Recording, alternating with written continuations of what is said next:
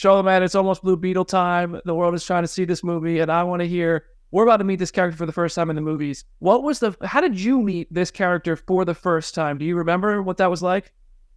Yeah. So growing up, my mom was a huge fan of comics, and as a Latina, she definitely gravitated towards the Latino superheroes. So I had known of Blue Beetle.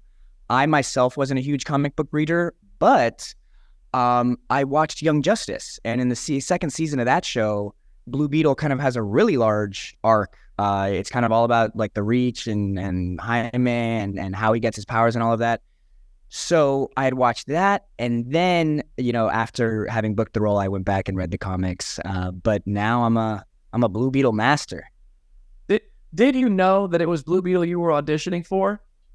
So well, this is I don't mean to. This sounds aggressive, but I was fortunate enough not to have to audition for the role. I had a really great conversation with Angel and had developed a relationship with him over the years, and when it came time to kind of casting the role, I think what was most important, and from what Angel has said, the most important part of this Jaime character is kind of the family aspect of it. And Angel had been around me and my family, and he mentioned that was kind of the same feel that we wanted for Jaime, and then I had to go back and read the rest of the comics to figure out what else Jaime was about, So I feel like this movie, it does a lot for Jaime, his family, but as an individual, it seems like it's going to really emphasize what his family means to him. His family is going to kind of be part of the stakes of the film, but also It just opens up a whole new world, a whole new perspective for him on life. I'd love to hear for Xolo Mariduena, how has the Blue Beetle movie done that for you?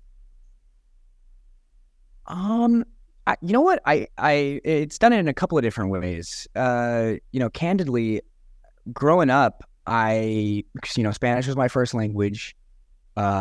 Started going to school, started really primarily only speaking English, and I grew up a lot of the time kind of around different groups of friends saying either I'm too American and I'm not Mexican, or I'm definitely Mexican and not, American. So I think something that was so wonderful about this movie is that it really highlighted and championed so many different types of Latinos. And I think someone who honestly was a little insecure about my own place as a youngster, kind of in my own Latinidad, it was so refreshing and really empowering to, not have just one type of Latino, because at the end of the day, we're not monoliths, and there's so many, and it's not even just Spanish, there's Latinos that speak Portuguese and Nahuatl and all of these different languages. So it was really, getting to step into this role, it made me so excited to celebrate that and to really dive deep into it. And I think it definitely,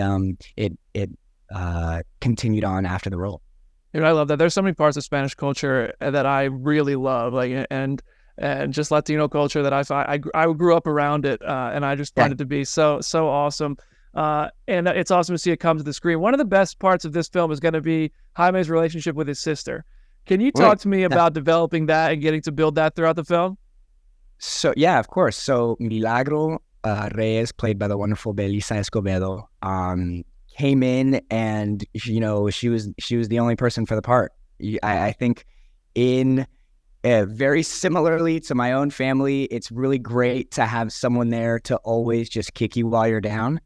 And Milagro is definitely that person. She's so natural and brought such a wonderful sister energy. But at the same time, as just as often as she is, kind of ragging on Jaime, she loves him. And it was something, I have my own sister, my own younger sister, and it was not hard to kind of find that level of, love and familiarity with someone. And Belisa is a joy to hang out with, a joy to party with. So it was so exciting. Oh yeah, that's awesome. Now it's you and everybody who made this movie. You poured your hearts into this movie, and it seems like it's going to be an absolute blast. It's coming into the DC universe at a really interesting time when obviously there's a shift going on. James Gunn and Peter Safran are the new leadership. I'd love to hear about any relationship you've developed with them, because James says, this is part of the DC universe going forward. He seems to be really embracing you guys, which excites me as a fan. What's it been like for you to kind of share your experience with these guys who came in a bit late to the part that you guys were already working on? Yeah, I know. We started the party. So exactly. With Peter and James, both of them have been so kind and kind of, passing the baton, so to speak. And it's been so wonderful. They've really celebrated our movie. And yes, of course, although they didn't create the project, they definitely have their arms in the kitchen when it comes to, the greater movie. And I'm just so excited to see what they come up with. At the same time, I'm really blessed that Angel and Gareth decided to make a story that felt really self-contained and that felt like we were going to be in this Jaime Reyes world for the whole movie, and they understood the value of making sure that it was specific, and I think that I think that that's really what resonated with the rest of the gang. Yeah. I love it. That's awesome. I hope you guys really get to continue and flesh this out even further beyond this. You mentioned when we talked on the Comicbook.com Instagram Live that one of your favorite things about, or the moment you kind of realized you were in the DC world, you got to wear a Gotham Law t-shirt. For after Blue Beetle, do you think there's something that people, like something like that somebody's going to wear or see in a store and be like, that's the Blue Beetle thing that makes here's what I'm thinking, bro. We need to have a Blue Beetle backpack. Dude, that's the one piece of merch that I'm like, if I was in school, I had a backpack I had a Ninja Turtle backpack. Even when I was growing up, there was like a Bowser spiky backpack. So I think that's going to be, that's the one that I'm looking most forward to. If Funko and Mondo don't crank one of those out, that's a huge missed opportunity for sure. I'll do it myself. Fortnite back bling or something at least, Yeah, sure. So, okay, last thing, a spoiler free for everybody who hasn't seen the movie yet. The villain of the film looks pretty menacing. Yabasa T. Carapax is coming in hot. Talk to me about building what it was like to get to work and do some action scenes with a villain as Blue Beetle opposite a DC icon.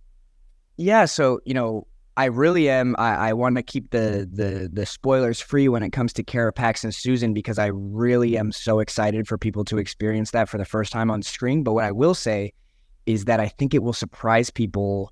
When it comes to approaching villains, there's, I think there's something really, I personally like a villain that you just hate, like that you're just like, and I think that in our movie, we get to explore both. We have like all kind of people there. Even our strongest villains have moments and have meaning behind them, and I'm so excited for people to kind of see how that story unfolds in terms of getting to do the action with like a superhero and a supervillain. I really just have to give it up to the stunt team, because they went above and beyond with one of my, and to take a quick tangent, one of my favorite things about this character is that, like it says in the trailer and you'll see eventually in the movie, it really is as far as the imagination can go for Jaime is what this suit can do. And Jaime is a kid who grew up watching, these superhero movies and watching anime and reading comics. So I'm just so ready for people to see all the different, ways that, Carapax and Blue Beetle are going to be duking it out. And it's going to be fantastic.